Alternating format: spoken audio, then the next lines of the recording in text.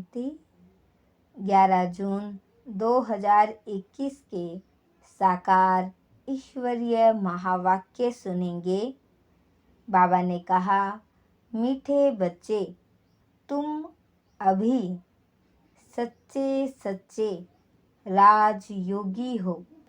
तुम्हें राज ऋषि भी कहा जाता है।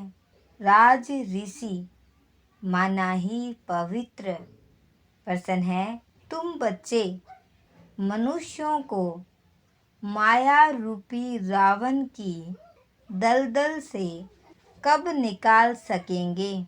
उत्तर है, जब तुम खुद उस दलदल से निकले हुए होंगे। दलदल से निकलने वालों की निशानी है इच्छा मात्रम अविद्या। एक बाप के सिवाय और कुछ भी याद ना आए।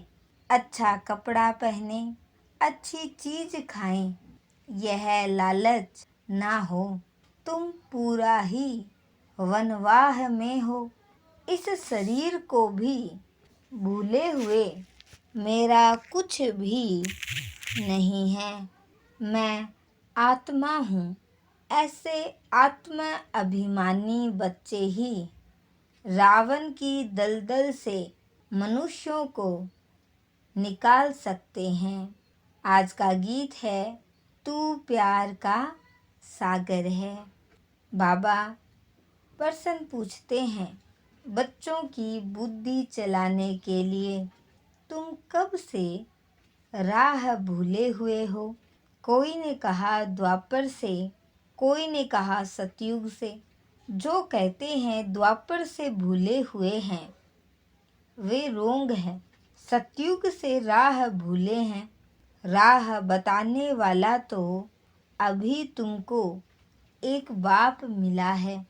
बाप प्यार का सागर है, तभी तो सब उनको फादर कह पुकारते हैं। बाप ही आकर समझाते हैं, द्वापर से तुम्हारी दुर्गति हुई है। तब तो बुलाते हैं, अभी निराकार बाप आत्माओं को समझाते हैं। यह ज्ञान बाप ही तुम बच्चों को सम्मुख देते हैं। तुम जानते हो, हमको शिव बाबा ने ब्रह्मा द्वारा अपना बनाए ब्राह्मण बनाया है। शिव बाबा का यह बच्चा भी है और वन्नी अर्थात स्त्री भी है। देखो कितने बच्चों की संभाल की जाती है। अकेला मेल होने के कारण सरस्वती को मददगार बनाया है कि बच्चों को संभालो। बाबा कहते हैं, बच्चे, यह सब बातें शास्त्रों में नहीं हैं। बाबा समझाते हैं, तुम्हारा तो बाप से योग है, अर्थात बाप की याद है। तुम अभी राजयोगी राज ऋषि हो, अर्थात योगी जीवन योगी राज हो। योगी पवित्र को कहा जाता है।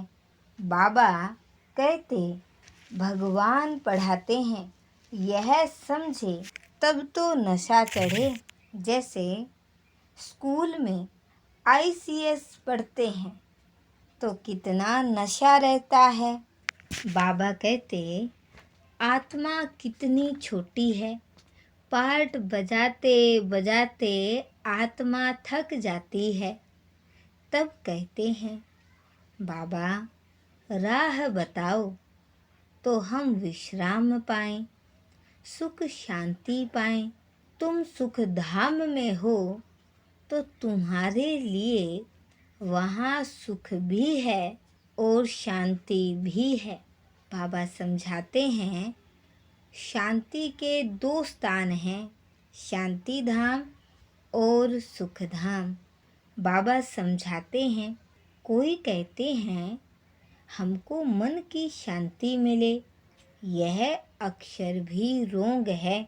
शांत तो मन रह ना सके, कर्म बिगर रह नहीं सकते।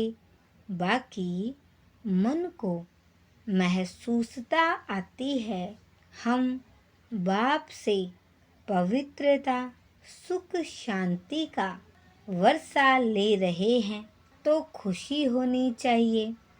बाप कहते हैं, बच्चे देही अभिमानी बनो। बाबा कहते हैं, भक्ति भी सुहेनी अर्थात आकर्षक बहुत है। बाप कहते हैं, यह रुण्य का पानी है, अर्थात मृग तृष्णा समान इस दूबन में फंस जाते हैं, फिर निकलना ही मुश्किल हो जाता है। एकदम फंस पड़ते हैं, जाते हैं औरों को निकालने, फिर खुद ही फंस पड़ते हैं।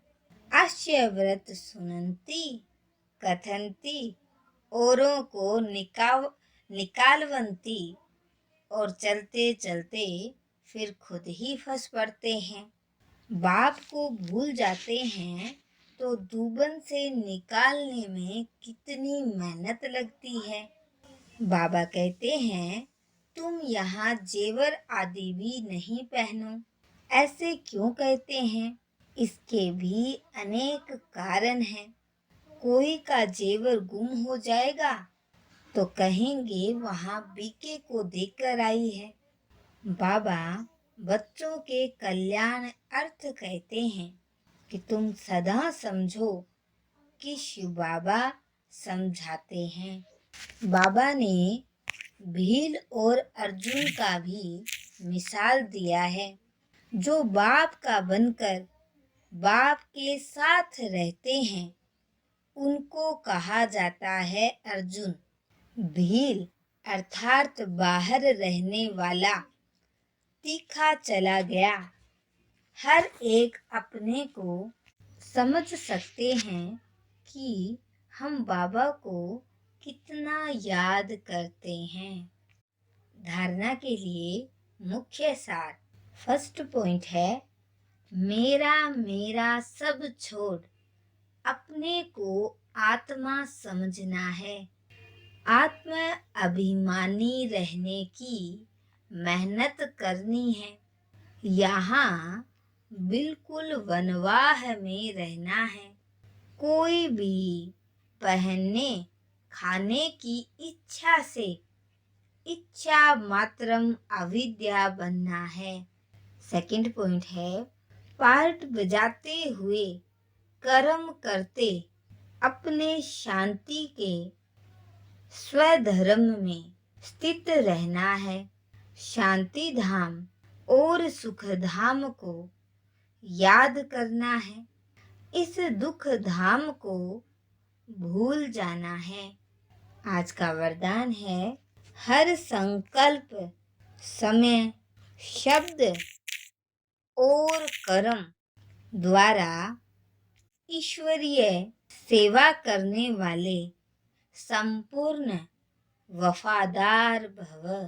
वरदान का विस्तार है, संपूर्ण वफादार उन्हें कहा जाता है जो हर वस्तु की पूरी पूरी संभाल करते हैं, कोई भी चीज व्यर्थ नहीं जाने देते। जब से जन्म हुआ तब से संकल्प समय और कर्म सब ईश्वरीय सेवा अर्थ हो।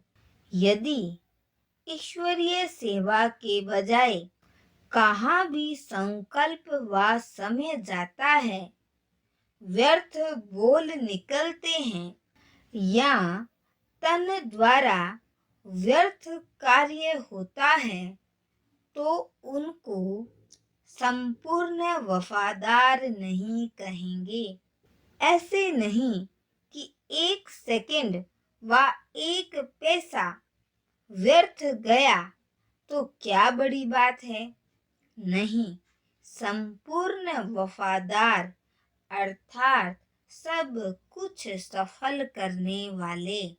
आज का स्लोगन है, श्रीमत को यथार्थ समझकर उस पर कदम कदम चलने में ही सफलता समाई हुई है।